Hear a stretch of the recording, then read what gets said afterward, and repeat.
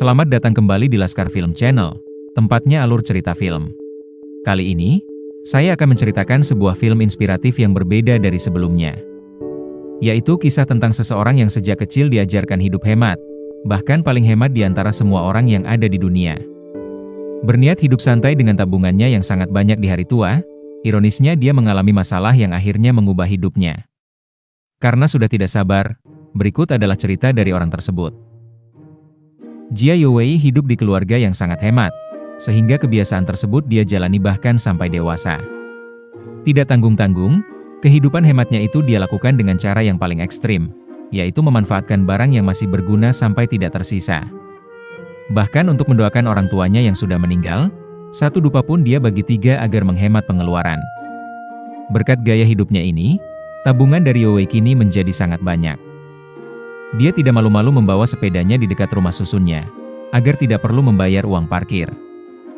Dan untuk makanannya sehari-hari, dia selalu pergi ke tempat makan langganannya yaitu milik Paman Niu, dan hanya memesan menu paling murah. Minuman pun dia bawa dari rumah, supaya lebih irit. Benar seperti yang terlihat, semua persediaan makanannya di rumah dia beli di swalayan, yang hampir kadaluarsa, sehingga harganya menjadi murah. Ditambah kupon diskon yang dikumpulkannya, total yang dibayarkan bahkan hanya hampir sama dengan ongkos parkir saja. Selama di kantornya, dia juga dikenal sebagai orang yang paling pelit, namun tidak peduli dengan omongan di sekitarnya. Beginilah kehidupannya sehari-hari, sampai suatu saat, dia tiba-tiba pingsan tanpa sebab. Setelah dibawa ke rumah sakit, dokter memberitahukan bahwa Youwei menderita penyakit yang sangat serius. Ternyata di bagian otaknya terdapat tumor, yang tentu membahayakan nyawanya. Tidak mudah percaya, Youwei ingin kembali melakukan scan di sana, yang ternyata hasilnya sama saja. Menurut dokter, hidupnya tidak akan lama, yaitu sekitar 10 hari lagi. Berita ini membuat Youwei frustasi, sambil mengunjungi makam orang tuanya yang ada di dekat kandang ayam. Dia berpikir bahwa yang dia lakukan selama ini untuk berhemat menjadi sia-sia, karena hidupnya tidak akan lama lagi. Terlebih impiannya untuk hidup nyaman ketika pensiun nanti menjadi sirna, walaupun uang yang ditabungnya sudah sangat banyak. Merasa putus asa dengan hidupnya, Youwei bertanya kepada Paman Niu, apa yang akan dia lakukan jika hidupnya tinggal 10 hari lagi. Jawabannya sangat mudah, yaitu bersenang-senang dengan waktu yang tersisa, terutama menghabiskan seluruh uangnya. Mendengar itu Youwei langsung teringat dengan sahabat masa kecilnya, yang sudah dia anggap sebagai saudara sendiri. Mereka bahkan menuliskan mimpinya di dalam secari kertas, dan menguburnya di tempat rahasianya. Saat ini Youwei langsung menggali tempat ini, dan membaca semua tulisan yang dahulu sahabatnya buat. Akhirnya dia menetapkan sebuah tujuan sebelum dirinya mati, yang tentu memerlukan bantuan dari sahabatnya tersebut. Langkah pertama adalah dia memutuskan untuk keluar dari pekerjaannya, dan fokus pada tujuan barunya.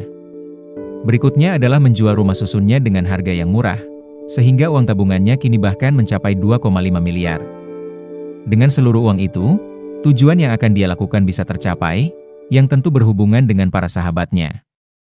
Sudah bertahun-tahun tidak bertemu, dia memberanikan diri untuk langsung mencarinya. Yang pertama adalah Dong Baihu, pemuda yang dahulu tidak akan pernah tunduk dengan wanita, apapun alasannya. Namun kenyataan berbalik, karena saat ini dia malah menikah dengan wanita yang sangat sukses, dan dialah yang menjadi bapak rumah tangga. Melihat Youwei tiba-tiba muncul di depannya, Baihu terlihat tidak senang. Ternyata persahabatannya dahulu berakhir dengan buruk, gara-gara orang tua dari mereka saling ribut. Karena orang tua dari Youwei yang melakukan kesalahan, seluruh keluarga dari sahabatnya tersebut memutuskan untuk pindah dari sana. Dari saat itu hubungan mereka menjadi renggang, dan baru kali ini bertemu kembali. Sahabat kedua yang akan ditemuinya adalah Sadali, pemuda yang sangat menyukai bela diri, dan ingin tampil di dunia profesional. Namun nasib berkata lain, dunia kejam ini menuntunnya menjadi seorang security di sebuah sasana tinju, yang sialnya hari ini dipecat karena kurang fokus. Dan akhirnya sahabat terakhir yang dicarinya adalah Jian Feng, yang dahulunya bercita-cita untuk menjadi seorang pembalap. Seperti yang lainnya, mimpinya itu juga tidak kesampaian, dan dia hanya menjadi sopir kereta mainan di sebuah pusat perbelanjaan. Saat ini dia sudah memiliki seorang anak, yang dari sikapnya merasa malu mempunyai ayah sepertinya. Setelah mengumpulkan semua sahabatnya itu, akhirnya Youwei menceritakan penyakitnya. Dalam 10 hari sisa hidupnya, dia meminta bantuan untuk menemaninya menghabiskan seluruh uangnya. Walaupun tidak pernah bertemu, mendengar kabar itu, mereka semua ikut merasakan kesedihan yang sama. Tentunya masing-masing dari mereka juga memiliki masalah di hidupnya, seperti Baihu yang merasa kurang percaya diri dengan istrinya, Dali yang masih membayangkan menjadi petarung profesional, dan juga Jian Feng yang mencoba untuk dekat, bahkan mulai belajar menyanyikan lagu dari penyanyi idola anaknya. Namun semua masalah itu tidak menghilangkan masa lalu jika mereka semua pernah menjadi saudara, yang saling berbagi kesenangan dan kesedihan yang sama. Youwei pun sangat terharu, karena dia masih dipercaya oleh mereka semua. Karena sudah menetapkan tujuannya, tahap awal darinya adalah mengambil seluruh uangnya dari bank. Untuk tinggal selama 10 hari ini, dia bahkan menyewa kamar hotel yang paling mewah. Sekarang mereka berpikir, hal apa saja yang harus dilakukan untuk menghabiskan uang yang ada di depannya ini. Pertama, mereka menyewa mobil mewah, yang akan digunakannya untuk berpergian selama 10 hari ke depan. Tempat yang dikunjungi tidak jauh dari tempat yang menghibur, seperti melakukan permainan yang mereka tidak sempat coba ketika masih muda. Setiap ide yang terlintas langsung mereka coba, yang beberapa langsung ditinggal karena bosan, atau membeli ikan kemudian melepasnya kembali ke lautan. Berapapun uang yang dikeluarkan mereka tidak peduli, karena yang terpenting adalah bersenang-senang. Bahkan Youwei memborong seluruh minuman di tempat karaoke, dan menyuruh karyawan yang ada di sana disuruh ikut bersenang-senang dengannya. Mereka terus mengulang-ulang kegiatan tersebut, yang tanpa sadar membuat fisiknya menurun seketika. Bahkan Youwei yang mabuk malah dikira sudah meninggal, sehingga mereka harus memberikannya waktu sejenak untuk memulihkan diri. Karena sudah bosan dengan rutinitas sebelumnya, mereka semua ingin membawanya ke tempat yang tidak terduga. Tempat tersebut adalah tempat jasa pengurus makam, di mana Youwei dibuat sakit hati dengan ide sahabatnya tersebut. Tanpa disangka, salah satu karyawan di sana adalah Xiao Qian, wanita yang pernah Youwei sukai ketika masih sekolah dahulu. Inilah yang direncanakan sahabatnya tersebut, yaitu memberikan waktu bagi Youwei berbicara dengannya. Sudah sangat lama, ternyata Xiao Qian sudah menikah dengan seorang pria, yang tanpa disangka orang itu pernah Youwei bully ketika zaman sekolah. Mencoba untuk ikhlas, ternyata suaminya itu sudah meninggal beberapa tahun lalu, yang dimakamkan di tempat ini, tetapi di tempat yang harganya murah. Karena sudah di sini, sekalian Youwei memesan makam untuk dirinya sendiri, tentu di area yang paling mahal. Ada juga perasaan lucu karena Youwei menyiapkan untuk dirinya sendiri, ditambah dengan hiasannya. Dia bahkan ingin merasakan apa yang dilakukan pada jenazah sebelum dimakamkan, yang timun untuk membersihkan mukanya malah dia makan karena lapar. Merasa aneh dengan tingkahnya, akhirnya Xiao Qian memberanikan diri bertanya mengenai alasan darinya melakukan ini semua. Akhirnya penyakit tumor otaknya dia ceritakan, yang tentu membuat Xiao Qian menjadi kasihan dengannya. Cukup puas dengan kegiatan hari ini, mereka semua sesekali kembali dengan aktivitasnya masing-masing. Jian Feng masih berlatih menyanyi, Baihu menyiapkan sarapan seperti biasanya, sedangkan Dali menjadi security di tempat lain. Sekarang pertemuannya dengan Youwei seperti menyatukan mereka, sekaligus melepaskan kepenatan yang ada. Namun hari ini anggotanya bertambah satu lagi, yaitu Xiao Qian yang juga ingin membantu Youwei di waktu yang masih tersisa. Baihu menyadari kesempatan ini sangat tepat bagi Youwei untuk melakukan pendekatan, sehingga dia dan lainnya beralasan pergi agar tidak mengganggunya. Youwei yang cepat tanggap langsung mengajak pujaan hatinya itu, untuk memikirkan kegiatan menarik apa yang akan mereka lakukan saat ini. Tentu teman-temannya yang penasaran ikut membuntutinya, dan ingin melihat apa saja yang akan terjadi. Di dalam mobil, akhirnya Youwei memiliki ide untuk pergi ke pusat perbelanjaan untuk membeli pakaian. Melihat mereka berdua, pelayan yang ada di sana mengira bahwa kedua orang ini adalah pasangan suami istri. Mendengar itu Youwei makin bersemangat, bahkan dia menyuruh Xiao Qian sekalian mencoba pakaian yang dia suka. Pelayan itu membaca situasi dengan pintar, yang terus memuji penampilan dari Xiao Qian. Dengan taktik ini, pelanggan akan merasa puas, kemudian memborong banyak pakaian yang ada di sana. Keluar dari tempat itu, Bai Hu dan lainnya terus membuntutinya, yang ternyata tempat tujuannya adalah ke sekolah lamanya, untuk mengenang masa lalu. Namun niatnya itu terhalang, karena ada segerombolan penagih hutang yang datang untuk mencari Xiao Qian. Ternyata Xiao Qian berhutang uang yang cukup banyak, dan selama ini tidak bisa membayarnya. Merasa terancam, akhirnya mereka berdua berusaha untuk lari dari sana. Teman-temannya yang bersembunyi juga panik, dan malah ikut lari bersama mereka. Tanpa mereka sadari, ternyata Xiao Qian terpisah dan memanjat pohon, seperti kebiasaannya ketika masih muda dahulu. Melihat pujaan hatinya tersudutkan, dengan nekat Yue Wei berlari untuk melawan mereka semua. Karena sudah tidak ada jalan lain, teman-temannya juga ikut membantunya. Mereka melawannya dengan sengit, dan tidak tahu siapa yang akan menang. Dari atas pohon, Xiao Qian akhirnya memiliki kesempatan untuk memanggil polisi untuk datang ke sini. Dan setelah beberapa jam menjelaskan permasalahannya, polisi akhirnya melepaskan Yue Wei dan lainnya. Hari ini mereka mendapatkan pengalaman yang menarik, walaupun tanpa disengaja. Dan tidak terasa, hari ini adalah hari ke-9, di mana Yue Wei tinggal memiliki waktu hidup 1 hari lagi. Tidak ingin larut dalam kesedihan, mereka semua akan terus menemaninya, sampai hari terakhir. Yue Wei yang sampai mengantarkan Xiao Qian sangat senang, atas perhatiannya selama ini. Semua kebaikan yang dia berikan dan teman-teman lainnya, akan selalu dia kenang, di mana pagi harinya dia mengucapkan perpisahan. Kertas yang dahulu sahabatnya simpan dia kembalikan pada pemiliknya, agar mereka mengingat kembali tujuannya ketika masih muda.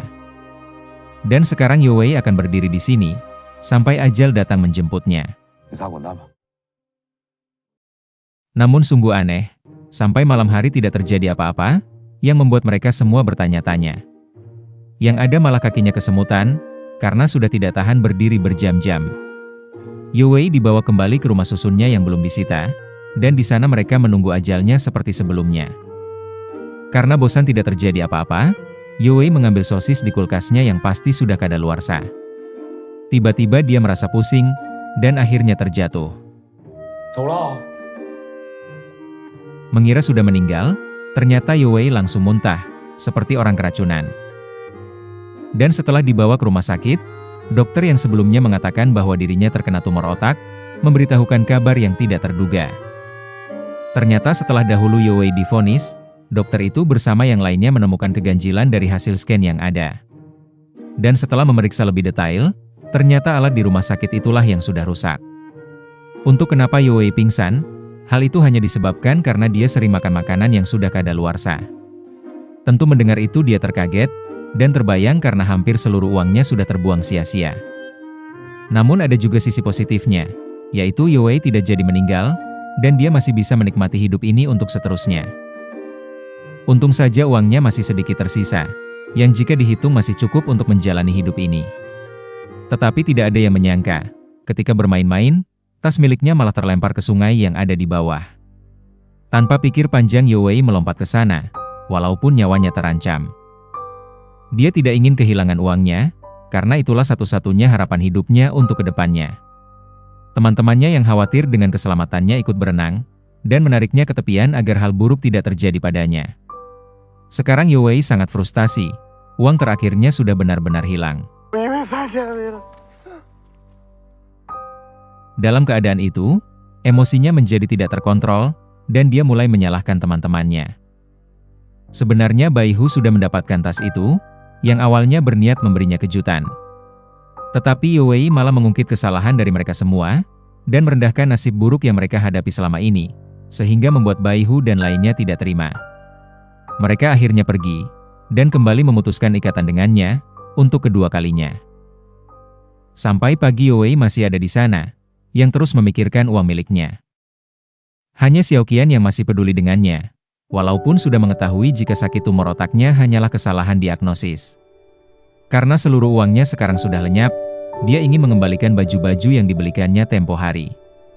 Tetapi sebagai laki-laki Yue Wei menolaknya, dan dia kembali ke rumah susun miliknya, yang ternyata sudah disita oleh pembelinya dahulu. Melihatnya diusir dan yang jelas belum makan, Paman Niu yang tidak tega mengundangnya masuk ke dalam.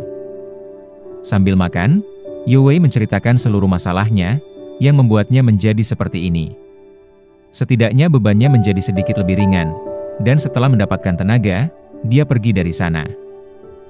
Satu-satunya properti miliknya yang masih tersisa adalah tempat makam yang beberapa hari lalu dia beli.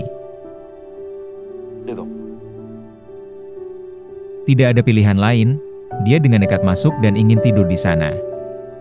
Tanpa diduga, di dalamnya terdapat kertas pesan dari sahabatnya, yang dikhususkan ketika Youwei benar-benar meninggal dunia. Apa yang tertulis menunjukkan bahwa mereka sangat tulus, untuk sebisa mungkin membantu keinginan darinya, walaupun setiap dari mereka juga masih menanggung masalah hidupnya. Seketika Youwei merasa bersalah, dan dia harus melakukan sesuatu untuk memperbaiki semuanya. Paginya di makam itu, terdapat seorang penyanyi terkenal bernama Danko sedang memilih makam untuk saudaranya. Setelah sampai di salah satunya, dia terkaget, karena Youwei tiba-tiba muncul dari belakangnya.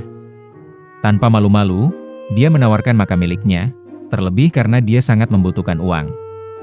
Menyadari bahwa orang itu adalah penyanyi yang diidolakan anak dari Jian Feng, dia juga meminta tiket pertunjukannya sebagai hadiah. Tiket itu pun langsung diberikan pada anak dari Jian Feng, dan dia pergi sebelum ketahuan. Tidak cukup di situ saja, malamnya Youwei kembali menemuinya ketika berlatih. Dia kembali ingin meminta bantuannya, yaitu mengizinkan sahabatnya naik ke atas panggung untuk bernyanyi, demi memberi kejutan anaknya. Danko tidak bisa menjanjikan hal itu, terlebih permintaannya sudah semakin banyak saja. Hari berikutnya Youwei mengunjungi tempat kerja dari dahulu, dan memohon agar sahabatnya itu bisa didaftarkan menjadi petinju di tempatnya. Tanpa sengaja melihat laporan keuangan dari tempat ini berantakan, Youwei dengan cepat merapikan dan membuatnya menjadi lebih efisien, karena itu adalah bakatnya sejak kecil. Seketika orang itu takjub dengan hasilnya, dan tanpa pikir panjang mengabulkan permintaannya. Sertifikat resmi sebagai petinju itu langsung dikirimkan pada Dali, yang saat itu masih bingung, siapa yang sudah membantunya. Selanjutnya Youwei pergi ke rumah dari Baihu, yang karena kaget malah menjatuhkan seluruh sepedanya. Di sana akhirnya dia memahami, masalah yang dihadapi sahabatnya itu bukanlah soal uang, tetapi hubungan suami istri yang makin lama terasa hambar. Esoknya tanpa ragu dia menemui istri dari Baihu, dan menceritakan kegelisahan dari suaminya. Pasangan ini sebenarnya harmonis, hanya saja mereka kurang dalam komunikasi. Youwei mengusulkan kepadanya, untuk memberi suaminya sebuah kejutan. Idenya itu diterimanya, dan tepat di sebuah acara, istri dari Baihu meminta perhatian dari semua yang hadir di sana. Dia ingin mengucapkan terima kasih kepada suaminya, yang selama ini selalu sabar mendampinginya. Momen mengharukan ini seharusnya dilengkapi dengan hadiah bunga, sehingga Youwei menghubungi Xiaoqian untuk meminta bantuan. Alhasil bunga untuk acara pemakaman, dapat disulapnya menjadi lebih indah. Bunga itu langsung dikirimkannya dengan cepat, sebelum momen acaranya terlewatkan. Youwei yang sudah menunggu langsung menerimanya, dan berlari untuk memberikannya kepada pasangan tersebut. Sekarang mereka menjadi lebih harmonis, dan satu masalah akhirnya terselesaikan dengan sempurna. Youwei sangat senang, dirinya bisa membantu menyelesaikan masalah dari sahabatnya. Dia berencana akan membantu mereka semua, sampai bisa mewujudkan impiannya. Esok harinya tanpa diduga, semua sahabatnya sudah mengetahui apa yang Youwei lakukan, berkat informasi dari Baihu. Sekarang Youwei tidak sendirian, karena mereka semua akan saling membantu untuk mewujudkan tujuannya. Sesuai yang direncanakan, mereka pergi ke tempat konser dari Dali, di mana Youwei masih berharap permintaannya dikabulkan. Sesi musik itu begitu meriah, dan anak dari Jian Feng begitu menikmati suara dari penyanyi idolanya. Di tengah pertunjukan itu, akhirnya Danko tergerak dengan apa yang ingin diwujudkan Youwei, sehingga meminta Jian Feng untuk tiba-tiba naik ke atas panggung. Anaknya tersebut terkejut, melihat ayahnya mendapat undangan spesial dari idolanya, bahkan untuk bernyanyi. Kesempatan emas ini tidak boleh terbuang sia-sia, terutama untuk membuat anaknya bangga kepadanya. Akhirnya dengan percaya diri Jian Feng bernyanyi, yang disambut dengan meriah oleh semua penonton yang ada di sana. Penampilannya itu begitu meyakinkan, tidak terlihat bahwa ini pertama kalinya dia tampil di atas panggung. Sekarang, sang ayah sudah menjadi pusat perhatian. Anaknya sangat bangga kepadanya, apalagi tampil bersama penyanyi idolanya. Semua tak lain berkat usaha dari Youwei, yang ingin mewujudkan mimpi dari sahabatnya. Kebahagiaan ini sangat berharga bagi dirinya, dan tidak akan pernah bisa tergantikan oleh apapun. Misi selanjutnya adalah membantu Dali, yang sedang akan melangsungkan pertandingan perdananya sebagai petinju profesional. Sialnya musuhnya kali ini sangat kuat, dengan catatan 20 kali menang dan 2 kali kalah. Namun Dali tidak akan mundur, karena langkah ini harus dia lalui untuk menjadi petinju profesional. Ketika persiapan, banyak penonton sudah meragukan kemampuannya, terlebih belum memiliki nama. Dan seperti yang diprediksi, ketika ronde pertama berlangsung, Dali yang kurang siap langsung dijatuhkan dengan mudah. Untung saja dia masih terlihat baik-baik saja, dan terus melanjutkan pertandingannya. Sudah terlihat keren, lawannya itu lebih berpengalaman, sehingga untuk kedua kalinya Dali dijatuhkan. Pada ronde kedua, kini muka darinya sudah terlihat babak belur, ditambah staminanya mulai berkurang. Sebenarnya Dali sadar bahwa dia tidak akan bisa memenangkan pertandingan ini. Yang bisa dia lakukan hanyalah bertahan, dan mengandalkan semangatnya di setiap ronde yang dijalaninya. Semua sahabatnya bahkan merasa kasihan, dan tidak peduli jika Dali kalah, karena yang terpenting dirinya selamat. Tetapi tekad dari Dali belum juga padam, terlihat ketika dia tetap bangkit kembali, walaupun kondisi fisiknya sudah terluka parah. Dan akhirnya di ronde terakhir, pertandingan dinyatakan selesai. Walaupun kalah, Dali menjalani pertandingan ini dengan luar biasa, bahkan menahan rasa sakitnya sampai selesai. Semangatnya itu mendapat dukungan dari semua yang ada di sana, dan percaya bahwa suatu hari nanti, dirinya akan menjadi petinju yang hebat. Semua berkat sahabat yang selalu membantunya, terutama Youwei yang sudah bekerja keras mempersiapkan semuanya. Ketiga temannya sangat berterima kasih, karena sudah membuat hidupnya lebih baik. Mereka pun ingin membalas jasanya, dengan mengembalikan uang sisa miliknya. Selain itu, mereka ingin membeli rumah makan dari Paman Niu dan memberikan padanya, karena mimpi dari Youwei sejak dahulu adalah memiliki restoran. Perasaan hangat ini, sama persis seperti ketika mereka masih muda. Selanjutnya Youwei sebagai pemilik dari restoran ini, membuat ketiga sahabatnya itu menjadi karyawan di sini, agar mereka bisa bersatu kembali. Semua pun bahagia, dan film pun berakhir sampai di sini. Ketika memiliki uang yang banyak, tentu hidup kita akan menjadi lebih mudah. Tetapi yang terpenting dari semua itu adalah, bagaimana kita menggunakan uang tersebut, baik itu untuk diri sendiri maupun orang lain yang membutuhkan. Uang itu akan menjadi lebih bermakna, terutama untuk membuat perjalanan hidup kita lebih berwarna. Semoga penonton sekalian menikmatinya. Dan tak lupa bantuannya untuk komen sebanyak-banyaknya. Like, share, subscribe channel ini, dan tekan tombol loncengnya. Karena hanya dengan kalian, channel ini bisa berkembang. Sekian dan terima kasih, sampai jumpa di film menarik berikutnya.